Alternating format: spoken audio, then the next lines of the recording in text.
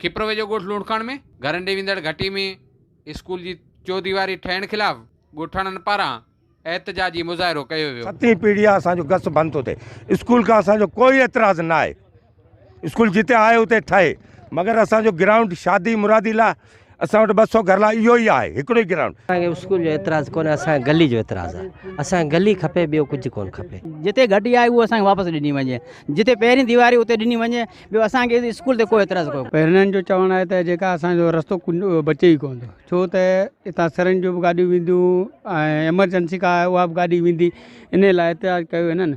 असांजी बीमारी आहे, सीमारी आहे, डिलीवरी आहे, ॿी आहे, असांखे घटी कोन आहे, असीं किथे वञूं? घटी असांजी बंदि करी, असांजे ॿार बचो मिजमान सिजमान मरो, ॿियो उहो बि असीं किथां कढूं? एहतजाज कंदड़नि मुतालबो कंदे चयो आहे त स्कूल जी चौदीवारी जिते अॻे हुई उते ठाही वञे, उन जी गली में वाधू अदावत न कई वञे, ॿी सूरत में उहो एहतजाज जो दाइरो वधाईंदा। कैमरामैन मावजी कुमार, फरहान कुंबर सां गॾु राजा Rashid comber, Sindh TV news, खिप्रो।